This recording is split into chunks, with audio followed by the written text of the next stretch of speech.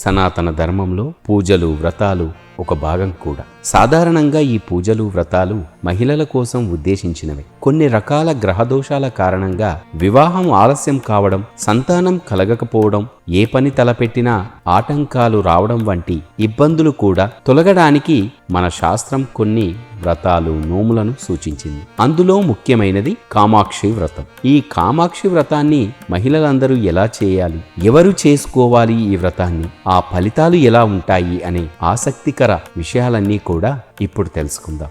స్వయంగా హయగ్రీవ స్వామి అగస్త్య మహామునికి ఈ కామాక్షి వ్రతం గురించి వివరించారని కూడా బ్రహ్మాండ పురాణంలో వివరించి ఉంది. వివాహం కానివారు, సంతానం కోరుకునేవారు, వారు తలపెట్టిన పనుల్లో ఆటంకాలు ఎదురయ్యేవారు ఈ వ్రతాన్ని ఆచరించడం వల్ల అభీష్ట సిద్ధి కలుగుతుందని కూడా శాస్త్రం చెబుతోంది. ఇప్పుడు తెలుసుకుందాం. ఈ పూజలో ఒక ప్రత్యేక నియమం కూడా ఉంది. అదేమిటంటే మొదటి శుక్రవారం ఒక్క దీపంతో మొదలుపెట్టి ప్రతి వారం ఒక దీపం పెంచుకుంటూ 16వ శుక్రవారం నాటికి 16 దీపాలు వెలిగించాలి. దీపాలు వెలిగించడానికి బియ్యపు పిండి, బెల్లం, నెయ్యితో తయారు చేసిన పిండి దీపాలు వాడడం అత్యంత శ్రేష్టం ఈ వ్రత పూజల్లో.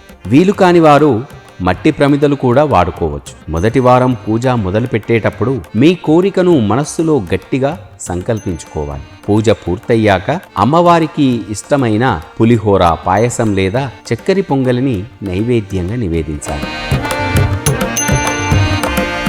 కామాక్షి వ్రతం మొదట ఎవరు చేశారు అంటే బ్రహ్మాండ పురాణంలో శ్రీ కామాక్షీదేవి 16 శుక్రవారాల పూజ గురించిన ప్రస్తావన మనకు కనిపిస్తుంది. సాక్షాత్తు అగస్త్య మహాముని తన భార్య అయిన లోపాముద్రకు ఈ వ్రత మహిమను వివరించారు. పరమశివుణ్ణి భర్తగా పొందడం కోసం పార్వతీదేవి కాంచీపురంలో ఏకాంబరేశ్వరుణ్ణి ప్రతిష్ఠించి 16 వారాల పాటు కఠినమైన దీక్షతో అమ్మవారి రూపంలోనే పూజ చేసిందని కూడా చెబుతారు.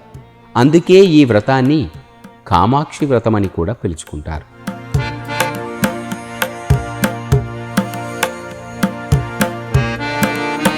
ఈ వ్రతం ప్రారంభించడానికి శ్రావణ, మాఘ, కార్తీక మాసాలు ఎంతో ఉత్తమం కూడా. ఈ మాసాల్లో వచ్చే మొదటి శుక్రవారం రోజు ఈ వ్రతాన్ని ప్రారంభించడం అత్యంత శ్రేష్టం.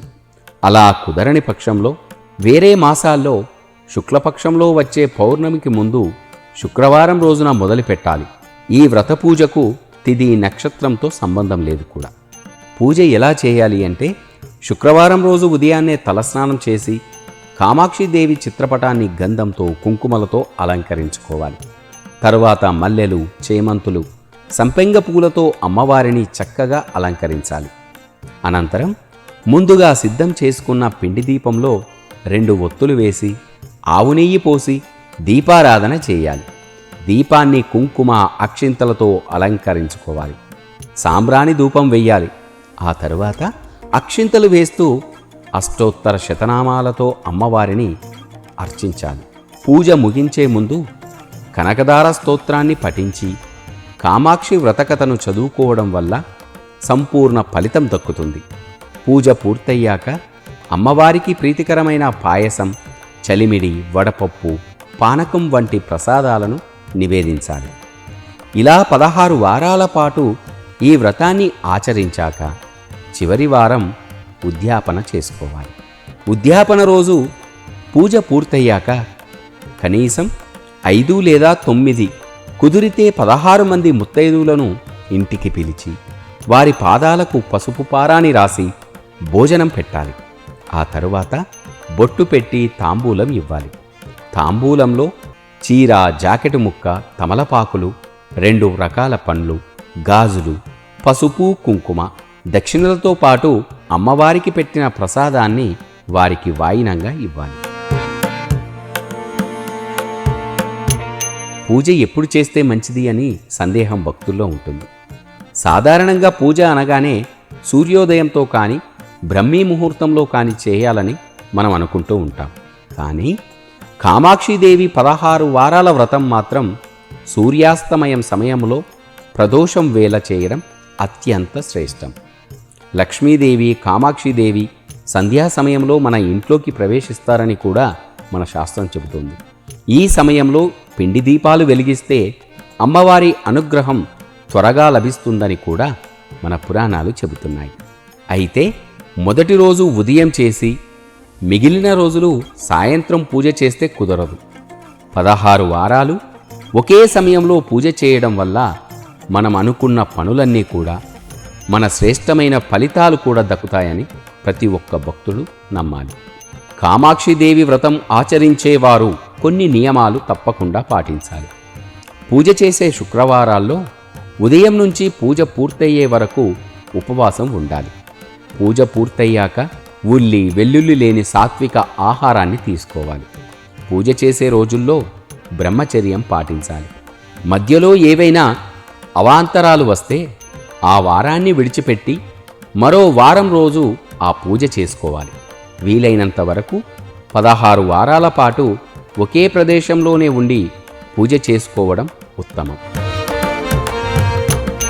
కామాక్షి అమ్మవారి 16 వారాల వ్రతకథ. పూర్వం అగస్త్య మహాముని లోక కళ్యాణం కోసం శ్రీ విద్యా రహస్యాలను తెలుసుకోవాలని హయగ్రీవ స్వామిని ప్రార్థించాడు. అప్పుడు హయగ్రీవ స్వామి అగస్త్యుడికి ఈ కామాక్షి వ్రతం గురించి వివరించాడు కూడా. పార్వతీదేవియే ఆచరించిన వ్రతం కూడా ఈ కామాక్షి వ్రతం. ఒకప్పుడు పార్వతీదేవి పరమశివుణ్ణి వివాహం చేసుకోవాలని కోరుకుంది. అప్పుడు ఆమె కాంచీపురంలోని నదీ తీరానికి చేరుకొని ఇసుకతో ఒక లింగాన్ని ప్రతిష్ఠించి తపస్సు ప్రారంభించింది. అప్పుడు శివుడు ఆమెను పరీక్షించడానికి తన శిరస్సున ఉన్న గంగను ఆ సైకత లింగంపైకి ప్రవహింపజేశాడు శివుడు. ఆ వరదలో లింగం కొట్టుకుపోతుందేమోనని భయపడి పార్వతీదేవి ఆ లింగాన్ని గట్టిగా ఆలింగనం చేసుకుంది. అందుకే ఈ లింగాన్ని ఆలింగనమూర్తి అని పిలుచుకుంటారు. పరమశివుడు ప్రత్యక్షమైన చోటు కూడా ఇదే. పార్వతీదేవి కఠినమైన దీక్షను 16 వారాల పాటు ఆమె చేసిన దీపారాధనను చూసిన పరమశివుడు ఆమె ముందు ప్రసన్నమయ్యాడు. ఆమె కళ్ళల్లో తనపై ఉన్న ప్రేమను చూసి పార్వతీదేవికి కామాక్షి అనే నామకరణం చేసి ఆమెను వివాహం చేసుకున్నాడు కూడా. అందుకే ఈ 16 వారాల వ్రతాన్ని ఎవరు చేసినా వారికి మనసుకు నచ్చిన వారు భర్తగా వస్తారని, భార్యాభర్తల మధ్య అన్యోన్య దాంపత్యం కలుగుతుందని కూడా మన పురాణాలు చెబుతున్నాయి. మహిమాన్వితమైన ఈ కామాక్షి వ్రతం చేయడం వల్ల అవివాహితులకు వివాహ ప్రాప్తి, సంతాన భాగ్యం, కుటుంబంలో సుఖశాంతులు కలుగుతాయి. అంతేకాదు ఈ వ్రతాన్ని ఆచరించిన వారు ఏ పని చేసినా విజయాన్ని పొందుతారని కూడా శాస్త్రవచనం. ముఖ్యంగా పెళ్లి ఆలస్యమవుతున్నవారు, సంతానం కోసం ఎదురు చూస్తున్నవారు అమ్మవారిపై పూర్తి నమ్మకంతో ఈ పూజ చేస్తే అద్భుతమైన ఫలితాలు ఉంటాయి. ఓం శ్రీమాత్రే నమః.